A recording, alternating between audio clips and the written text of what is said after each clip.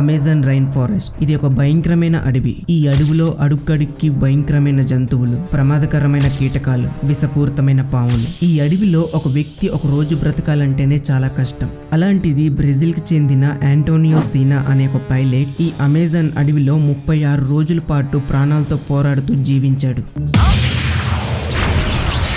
అసలు ఇతను ఆ అడవిలో ఏ విధంగా చిక్కుకున్నాడు? ఆ దట్టమైన అడవిలో 36 రోజుల పాటు అతని జీవనాన్ని ఏ విధంగా గడిపాడు? అతని ఫ్లైట్ ఎందుకు క్రాష్ అయింది? అతను మళ్ళీ ఆ భయంకరమైన అడవి నుండి ఏ విధంగా బయటపడ్డాడు? ఇవన్నీ ఈ వీడియోలో క్లారిటీగా చెప్పుకుందాం.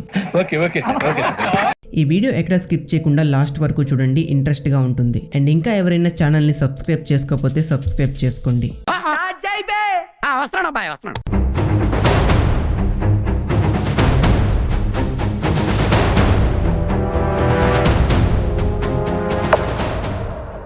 ఆంటోనియో సీనా ఇతను బ్రెజిల్ కి చెందిన ఒక ప్రొఫెషనల్ పైలట్. విమానాలు నడిపే అనుభవం ఇతనికి చాలానే ఉంది. ఇతను పెరిగింది అడవుల మధ్య, కానీ ఇతను ఇలా అడవిలో చిక్కుకుపోతాడని ఊహించలేదు.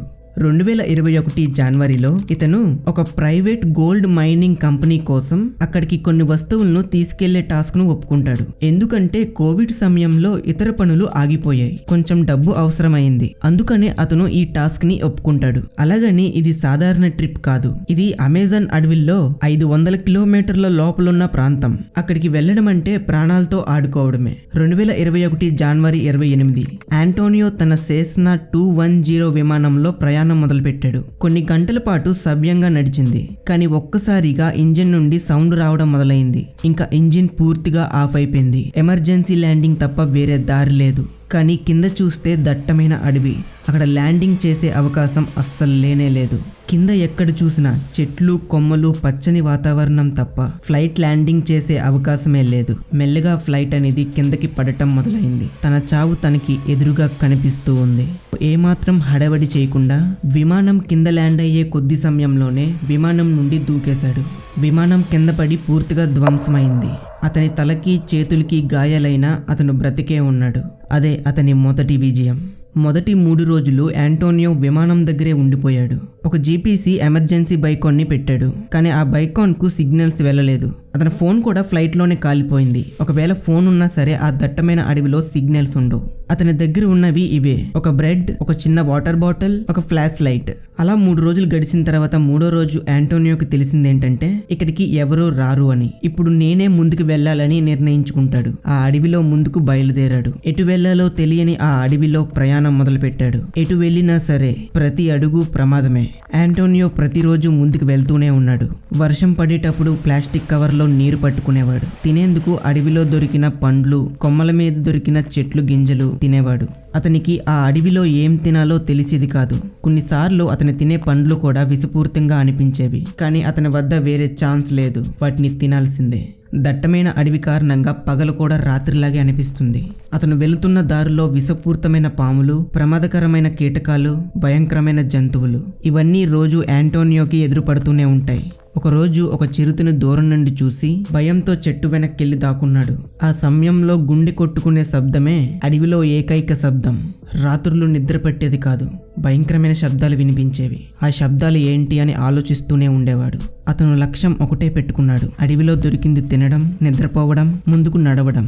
ఎక్కడైనా మనుషులు కనిపిస్తారో చూడాలి, ఎక్కడైనా శబ్దం వినిపిస్తే అక్కడికి వెళ్ళాలి. ఇదే అతని లక్ష్యంగా పెట్టుకున్నాడు. ఇలా కొన్ని రోజులు గడిచిన తర్వాత ఆంటోనియోకి డిప్రెషన్ వస్తుంది. ఇక్కడికి ఎవరూ రారని భయం. నేనెక్కడే చనిపోతానేమో అని భయపడుతూ డిప్రెషన్కి వెళ్ళాడు. నా కుటుంబం ఎప్పటికీ నా గురించి తెలుసుకోలేరేమో అని భయంతో ఉండేవాడు. అతను దేవుడిని ప్రార్థించాడు. అతని కుటుంబాన్ని కలవాలనే సంకల్పమే అతన్ని ముందుకు నడిపింది. అతని కుటుంబాన్ని తలుచుకొని బ్రతకాలని నిశ్చయించుకున్నాడు. ఇలా ప్రతిరోజు నడుస్తూనే ఉన్నాడు. చీకట్లో పడుకోవడం, దారిలో కనిపించే పురుగుల్ని తింటూ ముందుకు నడుస్తూనే ఉన్నాడు. ఇలా మధ్యలో ఎన్ని ఆటంకాలు వచ్చినా అయినా ఆంటోనియో నడక ఆగలేదు. ఇలా 35 రోజులు గడిచాయి. 36వ రోజు అతను బరువు తగ్గడం అతను గమనించాడు. అతను బలహీనంగా మారిపోయాడు. అతను బలహీనంగా మారడంతో కింద పడిపోయాడు. అప్పుడే ఒక చక్కటి శబ్దం వినిపించింది. అదే దూరంగా ఒక మోటార్ శబ్దం వినిపించింది. అది అడవిలో పనిచేసే కొంతమంది వ్యక్తులు.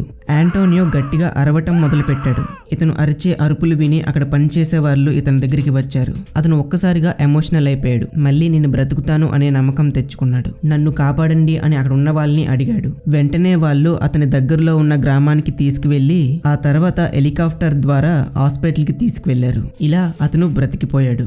ఆ దట్టమైన అడవిలో 36 రోజుల పాటు ప్రాణాలతో పోరాడి చివరిగా అతని కుటుంబం దగ్గరికి చేరాడు. ఇప్పుడు ఈ ఆంటోనియో సినే మోటివేషనల్ స్పీకర్గా మారాడు. తన కథను ప్రపంచానికి చెప్పి మానవ బలాన్ని తెలియజేస్తున్నాడు. అతను చెప్తున్న మాటలు ఏంటంటే, నా శరీరం బలహీనమైంది కానీ నా ఆశ బలంగా నిలిచింది. నా కుటుంబాన్ని కలవాలనే ఆశ సంకల్పమై ముందుకు నడిపింది అని చెప్పాడు.